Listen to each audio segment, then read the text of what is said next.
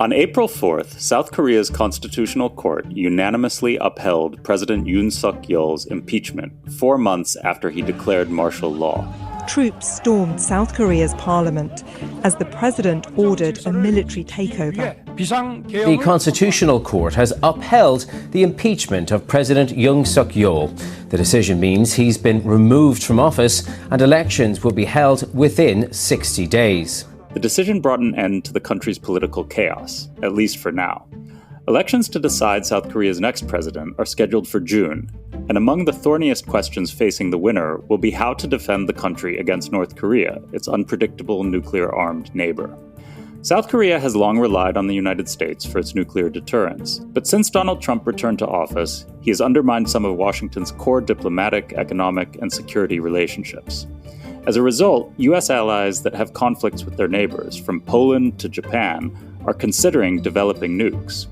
That sense of abandonment and insecurity is most acute on the Korean Peninsula. As North Korea continues its nuclear buildup, Trump and members of his cabinet have bucked long-standing precedent by suggesting the United States might make South Korea pay $10 billion per year for its defense, and talking about withdrawing U.S. troops from the peninsula.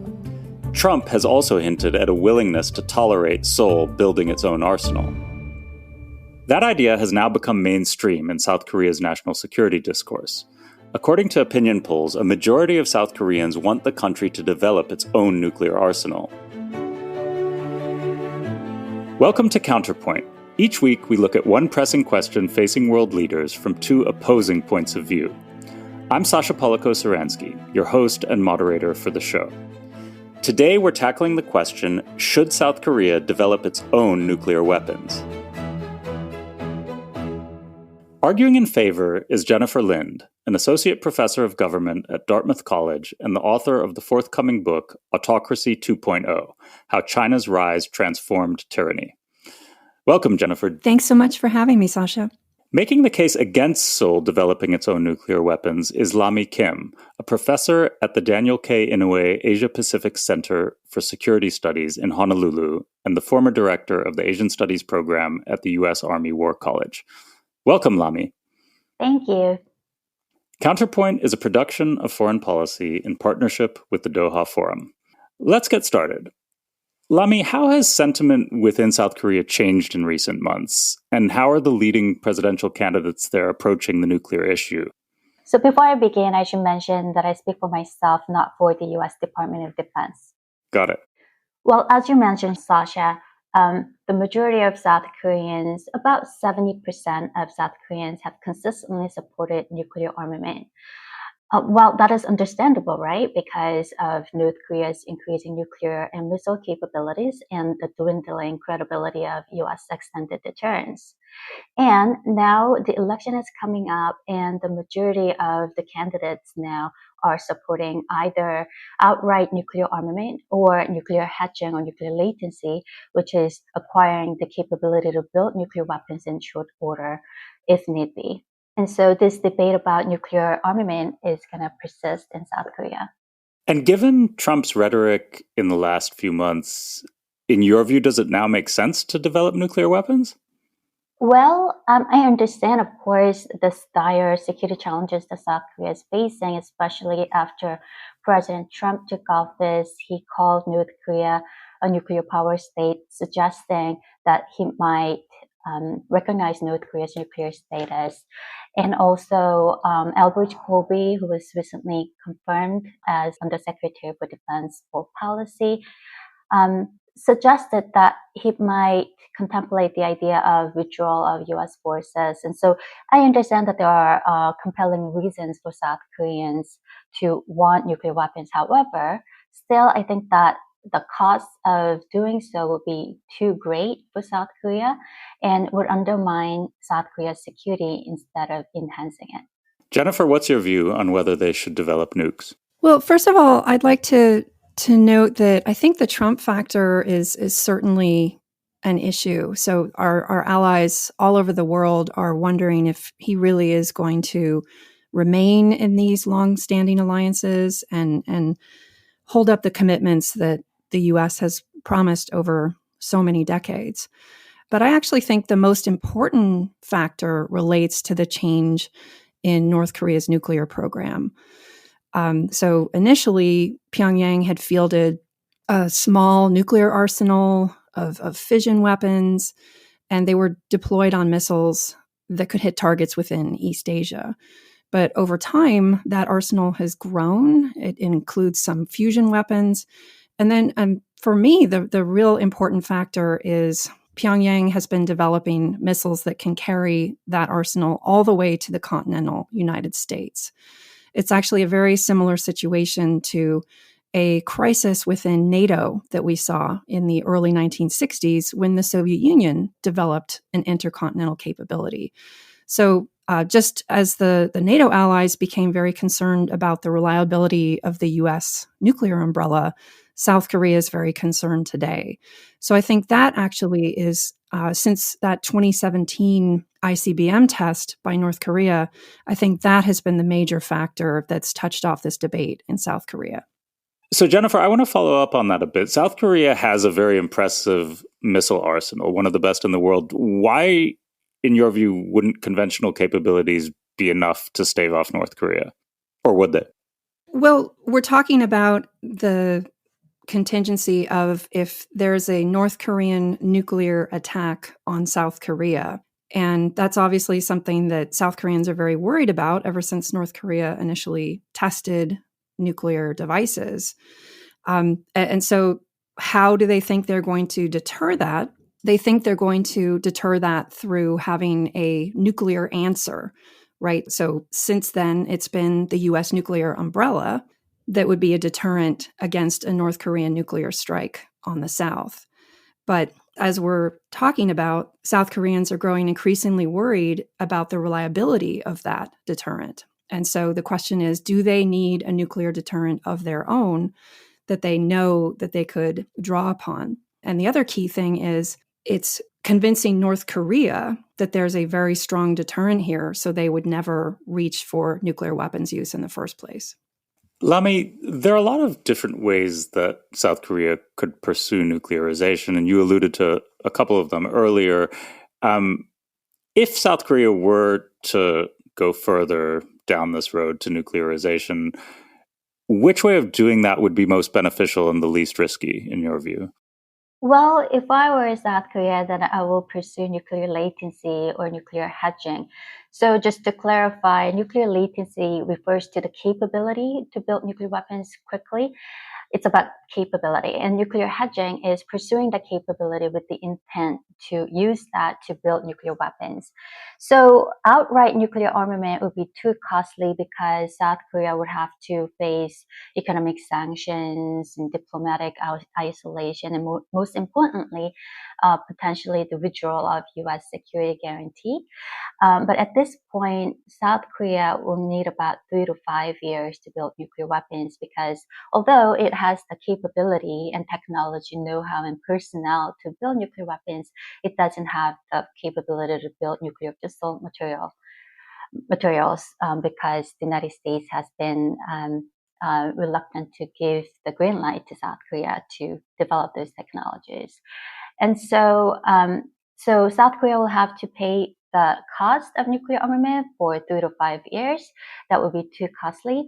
But if South Korea pursues nuclear latency, if South Korea acquires nuclear latency via enrichment and reprocessing, the nuclear breakout time will decrease from a few years to a few months. Then suddenly the cost of nuclear armament will become much lower. So just to clarify a bit for some of our listeners, are you advocating them getting to a stage similar to where many people believe Iran is right now? Yes, Iran and Japan. However, I'm not advocating for that position. Between nuclear latency and hedging and nuclear armament, I think that if I were South Korea, I will pursue the former. And let's talk a little bit more about the risks. You mentioned that they might face sanctions and the U.S. might withdraw security guarantees. I mean, is some of that up in the air now too, just because so much is changing in terms of Trump's views, Trump's announcements, and general global politics? I mean, are the assumptions that going nuclear would lead to sanctions, are those assumptions something we should be questioning now? Right, that is true. Although, South Korea's nuclearization was considered as taboo for a long time, but as you mentioned, increasingly more prominent scholars and policymakers are saying that South Korea's nuclear armament is inevitable, or the United States should support or at least condone it. However, from South Korea's perspective, it is difficult to know for sure if what the United States would do if South Korea goes nuclear. Um, President Trump may now think that South Korea going nuclear may not be a big deal. However, non-proliferation norm is so deeply entrenched in the U.S. security establishment, and so what Washington would do is quite uncertain. Jennifer, what's your view on hedging? Is that not enough given the security threat these days? Well, I think that what Lami's saying really makes a lot of sense in drawing attention to the fact that this is not necessarily a binary choice. Go nuclear, don't go nuclear, right? Go nuclear and have nuclear and have an independent nuclear arsenal, or just keep everything the same. Rather, as I've argued with my co-author, Daryl Press, there's what we would call a nuclear continuum. And South Korea, there are many different options that exist along that continuum. And Lami's absolutely right in talking about nuclear latency as one potential option. Other options that people have discussed are redeploying U.S. tactical nuclear weapons to the peninsula, which we used to have those on the peninsula and they were removed. Many South Koreans support this as one way to improve deterrence on the peninsula that's short of some of these more dramatic options. Another option people discuss is a nuclear sharing program with the United States that resembles the nuclear sharing program that the U.S. has with its NATO partners. And then, of course, the further you move down the continuum, you could say, well, because of the various risks that South Koreans still perceive with those different options, there's the option that many might favor of actually acquiring an independent nuclear arsenal. And I think Lami's right in saying that the probably the most complex and potentially costly option would be that independent arsenal. I would say, though, that I don't think we have a good sense of just how costly it would be. We can tease out some ideas that we would have. For example, we could talk about the threat of Chinese punitive measures. We could talk about would the UN Security Council vote for sanctions against South Korea? We could talk about just generalized support from European partners, from Japan, and then, of course, from the United States. And I think there's good reasons to think that South Korea could navigate this. I think there's good reasons that these countries, many of whom, after all, rely on nuclear weapons in some capacity, either through the United States or through nuclear sharing, I think many of them would be deeply sympathetic to South Korea's position. After all, South Korea is only talking about this because it faces an existential threat from a country that is deeply threatening. It's constantly talking about using these weapons. It's increasingly integrating nuclear weapons into training. And it is a country with an illegal nuclear arsenal. And so I think that context and the broader context of South Korea being such a good global citizen is a really important one that, with careful diplomacy, could really shape the situation in which South Korea finds itself with respect to potential costs. Lami, do you think sharing is a viable option, and would that be preferable to building a bomb? I don't really think so, because nuclear sharing / redeployment of American tactical nuclear weapons in South Korean soil are not going to satisfy South Koreans. Let's say if the United States deploy them to the Korean Peninsula, maybe support for nuclear armament would drop a little bit, or maybe significantly in the beginning, but I think that will go back up. Because ultimately, I think that those two options still fall in within the realm of extended deterrence, in the sense that the President of the United States and the President of the United States only has the authority to use them. use American nuclear weapons. And also, South Koreans don't really actually like that option, although some conservative politicians have supported this option. According to a poll that I conducted with my colleagues, Toby Dalton and Carl Friedhoff, published in the Chicago Council, only 9% of South Koreans support the redeployment of tactical nuclear weapons, as opposed to 69% who supported in South Korea's indigenous nuclear armament. Also, nuclear sharing and redeployment of American weapons, nuclear weapons, would be a violation of the Non-Proliferation Treaty. The legality of nuclear sharing in Europe is questionable, but that predates the Non-Proliferation Treaty. But nuclear sharing with South Korea, I think that it would be hugely controversial under international law. Can I just follow up on one Yeah. point? So regarding the point of legality, I think this is clearly, how do I say this? Clearly in a gray area, right? It's clear that this is unclear. So I think we could say that U.S.-South Korea nuclear sharing would be legal under international law for the same reasons that NATO's nuclear sharing program is considered legal. So that the NPT forbids nuclear weapon states from giving nuclear weapons to non-nuclear weapon states. That's Article 1. And it also prohibits non-nuclear members from receiving nuclear weapons. So that's Article 2. So nuclear sharing obligates the U.S. and its NATO partners to violate the NPT if some terrible crisis unfolds. But prior to that, there isn't actually a violation of the NPT. So this is this very odd situation where both sides are essentially planning to violate international law under some contingency, but yet haven't done so. So again, who's determining what's legal and illegal? I guess we'd be talking about countries that would decide whether or not they're going to sanction South Korea for doing this. But I find it very hard to believe that Germany or Belgium or the Netherlands or Italy that exist under a nuclear sharing program in this gray area would kind of have the gall to say it's legal for us and not for you. Well, especially because a lot of those countries are actually considering developing their own arsenals right now as Absolutely. well. Lami, what do you think of that, the legal question?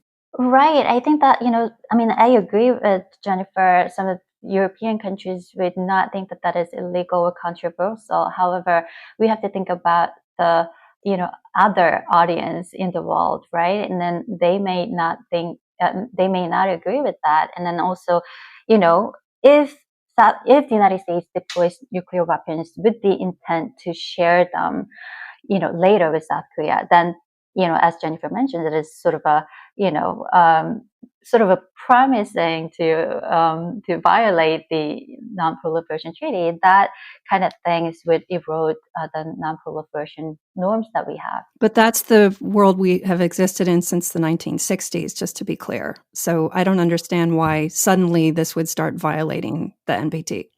Yeah, so I think that nuclear sharing with Europe predated the establishment of the Non-Proliferation Treaty, but redeploying tactical nuclear weapons to South Korea today to share them later in a contingency, I think that would be costly. Of course, non-proliferation norms and treaties and international norms in general and international laws in general are created by strong countries, and I don't live in a Kantian or a very idealistic world. However, if we want to protect international norms, then we have to be very cautious about if our actions would undermine the norms that we have.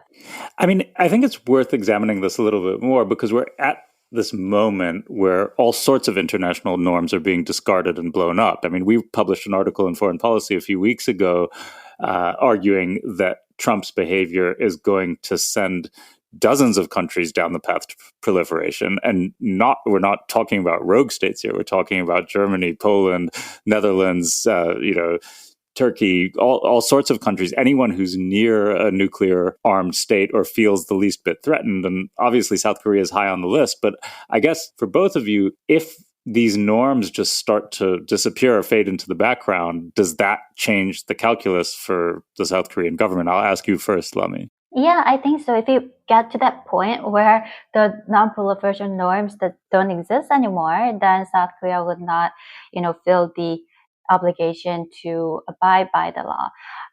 However, the reason why I'm against South Korea's nuclear armament is not because of these normative reasons, but because of, strategic reasons. Because, South Korea will be vulnerable to North Korea's preventive attacks if South Korea decides to go nuclear and the U.S. withdraws its security guarantee. Jennifer? I think the question about protecting the NPT is an important question, and more broadly, the question you raise about maintaining international norms regarding things that we really care about. This is important to consider. And as you mentioned, a lot of norms seem to be under attack these days. One thing that I'll point out, though, is when we're talking about a potential South Korean actions endangering the future of the NPT, I would say an institution is endangered when its rules jeopardize the security of law-abiding members. So that's why the creators of the NPT included its Article 10, which says if you're facing a grave, unusual security threat, you can withdraw from this treaty. And South Korea is absolutely in that situation. And so I think the NPT remains a very good treaty for countries all over the world. But the question is, again, the question for South Koreans is that the case for them? And we can analyze this from the angle of, well, South Korea shouldn't get nuclear weapons because that would weaken this institution, the broader global non-proliferation regime. And I think many people in South Korea would get kind of mad at us for that conversation when they're facing an existential security threat from a rogue nation with an illegal nuclear arsenal. And we're telling them like, oh, don't violate these norms. And they're struggling with this. They care deeply about this because they are a good global citizen and they do care about these norms. Lami, do you think they'd ever withdraw and just make a rush for the bomb? Yeah, if it is necessary for them to develop nuclear weapons, they will have to, because I think that will be very difficult for South Korea to develop nuclear weapons covertly with the, additional protocol to International Atomic Energy Agency and all that. And so it will be very difficult to do it covertly. And so we'll have to withdraw from the NPT invoking Article 10. However, if South Korea withdraws from it and develops nuclear weapons, I think that it will be hard to deny that would undermine the non-proliferation regimes. If, South Korea can justify its withdrawal from the treaty, and then Saudi Arabia can say the same thing if Iran acquires nuclear weapons, and then that would have, they would argue that they have the legitimate reason to withdraw from the treaty and develop nuclear weapons legally. So yeah, there will be negative repercussions globally. You're listening to Counterpoint. I'm Sasha Polako-Saransky. We'll be right back. All right, let's talk about the regional picture. Jennifer, do you think South Korean nuclear weapons would make war in Northeast Asia more likely? I tend to see that this would be more of a stabilizing force overall. So again, anything that increases the credibility of the deterrent, which I think this would definitely do. You're saying if North Korea attacks South Korea, they will have the means to retaliate. So in that sense, I think that's a stabilizing factor. There is a potential risk of preemption. Perhaps North Korea might consider a preventive strike during the window in which South Korea would be developing its arsenal. And Lami herself has written a great piece on this danger. So let's be clear. I mean, as long as the South Korea-U.S. alliance was still in effect, a North Korean preventive attack would be an enormous gamble, particularly if we're talking about one that involved nuclear strikes. So we can't rule out, however, that the North Koreans might do that. There's going to likely be some Chinese retaliation in the sense of China frequently uses economic sanctions, various punitive measures against countries that, its behavior it doesn't like. We've seen it reach for various punitive measures against the Philippines and Mongolia and Lithuania and a whole range of countries for measures far less serious than this. I think if South Korea, again, depending on the way that it goes about this, the last thing it wants to do is a covert approach. It wants to be completely transparent. It wants to explain to the world why it doesn't want to go down this path. And it wants to build support among its U.S. ally and its various other security and economic partners for the purpose of protecting it from potential punitive responses by China. Lami, you've written about this, so walk us through the risks of a preemptive strike and why that is such an important consideration in this debate. Right. As I mentioned earlier, South Korea will need about 3 to 5 years to build nuclear weapons, and North Korea may take that opportunity to attack South Korea to prevent South Korea from acquiring nuclear weapons, just like Israel did against Iraq and Syria. And so that will really make South Korea less secure in the short term. But if South Korea acquires nuclear weapons, of course, South Korea will be able to deter North Korea from using nuclear weapons and then going to a full-blown war with South Korea. However, even in that scenario, I am concerned about the possibility of, emboldened South Korea and also emboldened North Korea would be tempted to go into a small-scale conventional war under the impression that their conflict will not escalate into a full-blown war because of the fear of nuclear Armageddon. However, as history has taught us, conflicts, once they occur, can easily spiral out of control and escalate to a higher level, which could also drag the United States into the conflict. And so I think that there is a concern with this scenario, especially because President Yoon Suk-yeol and some South Korean politicians have demonstrated pretty reckless behavior recently. I mean, Yoon's declaration of martial law is shocking enough, but mounting evidence suggests that he even tried to provoke North Korea into a military conflict in order to justify his martial law declaration. And many conservative politicians are still supporting Yoon despite all of this. And so, the idea that South Korea as a nuclear weapon state would behave responsibly, I'm not really convinced about that. Jennifer, you mentioned Chinese sanctions, but what about China actually getting involved in an all-out war? And do you think the U.S. could be sucked into a war on the Korean Peninsula? Well, we know that the U.S. is already planning to be sucked into a war on the Korean Peninsula. So whether or not South Korea goes nuclear, unless that represents the end of the alliance, which I don't think it would, the U.S. has been planning for decades and training for decades to fight a war with South Korea against the North. And as we know from the First Korean War, that there is obviously a danger of China getting involved. And short of war, we also know that there's all sorts of regime collapse scenarios and so on that could lead South Korea, the United States, and maybe even China to decide to introduce troops into North Korea and so on. So from my perspective, I don't see how nuclear weapons makes war more likely here. In fact, I think it makes it less likely. Just to be clear, when we think about nuclear weapons and how they change countries' security relations, they impart a great deal of caution among leaders. So look at the Ukraine war, for example. I think it's absolutely clear that if Russia did not have nuclear weapons, the United States would have intervened in that war. And instead, we were incredibly cautious and have been cautious. So I'm more confident than Lami is about the management among South and North. about their relations given the presence of nuclear weapons.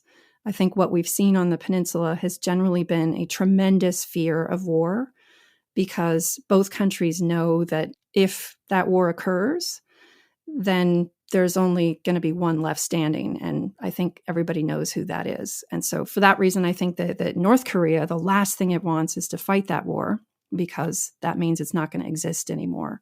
It seems like that framing suggests North Korea is a completely rational actor. Lami, do you think it is?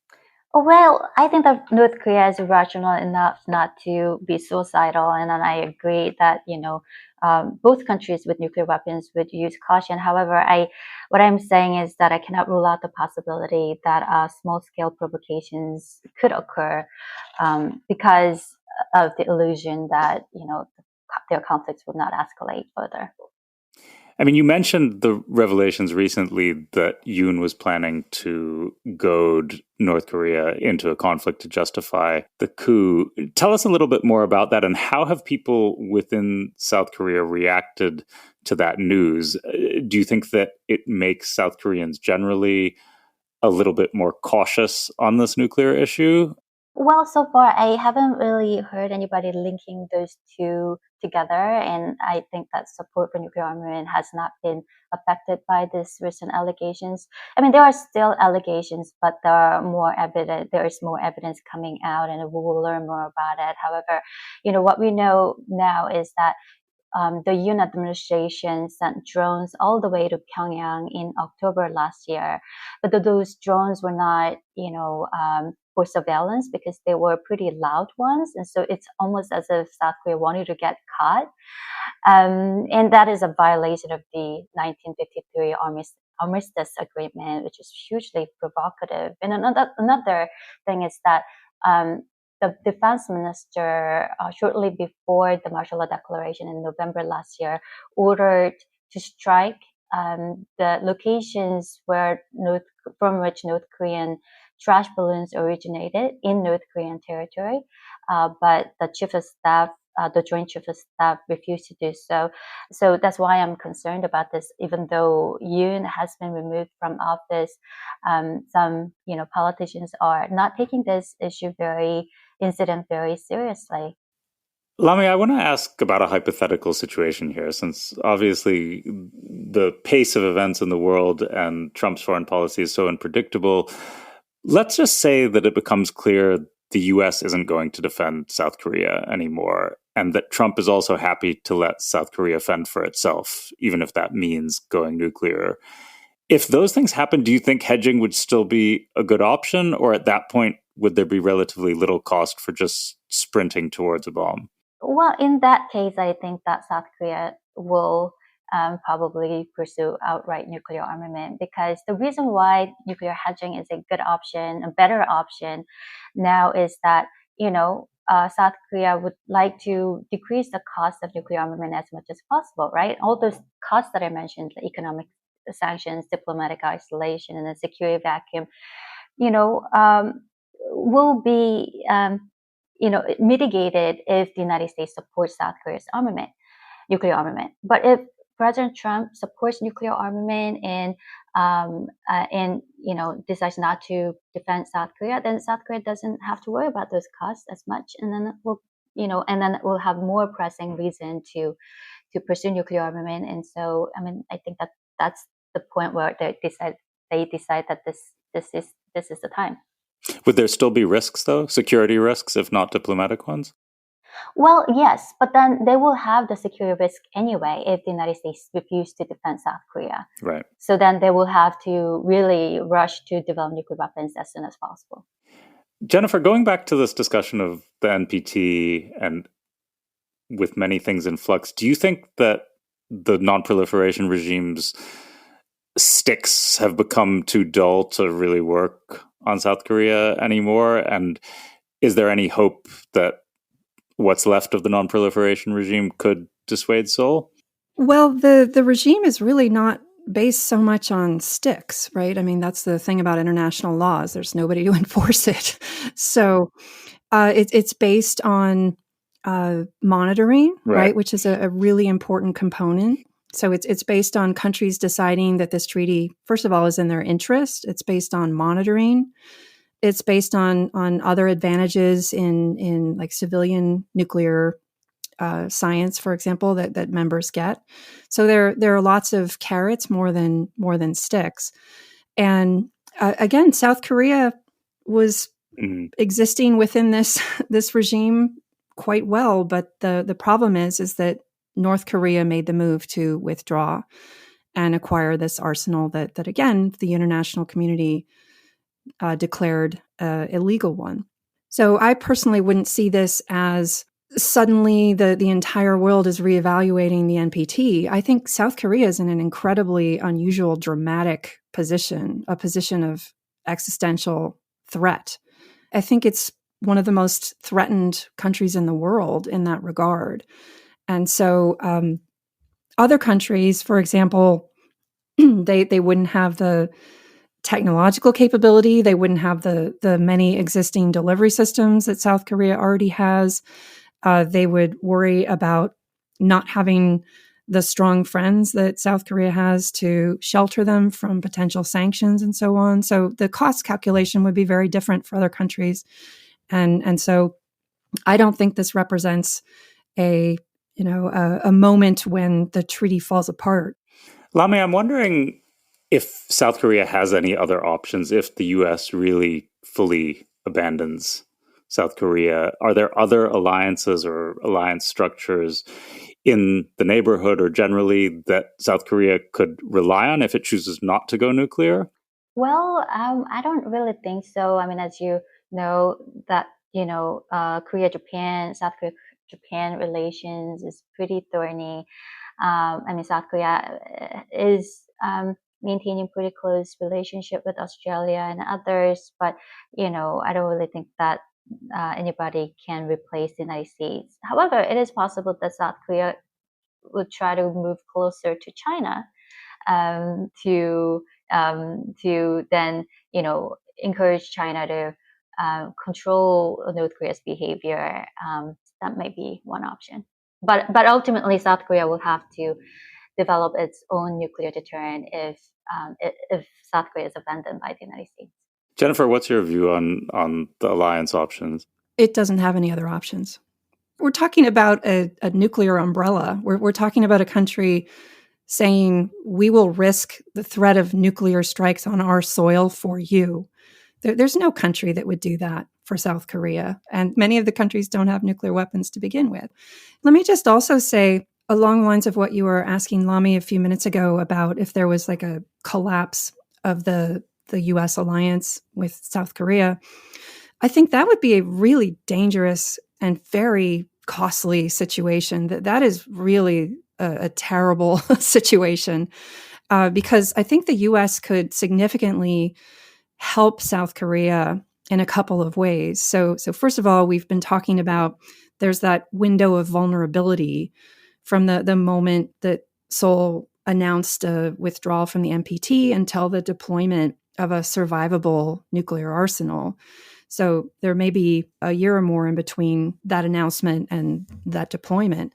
And the U.S. could really help protect South Korea by clarifying that the nuclear umbrella continues to apply to South Korea during that transition period. And it could even take steps to temporarily enhance U.S. credibility on the peninsula, again, to significantly raise the question among North Koreans that says, hey, this would be a really dangerous thing to do any sort of preventive strike.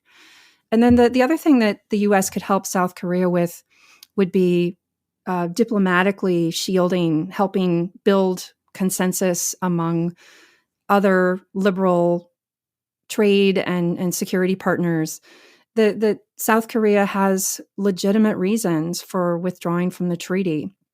Well, on that optimistic note, I'd like to thank both of you. Jennifer Lind, Associate Professor of Government at Dartmouth, thanks for coming on the show. Thank you so much. It's been a really interesting conversation. And Lami Kim, a professor at the Asia Pacific Center for Security Studies. Thanks for coming.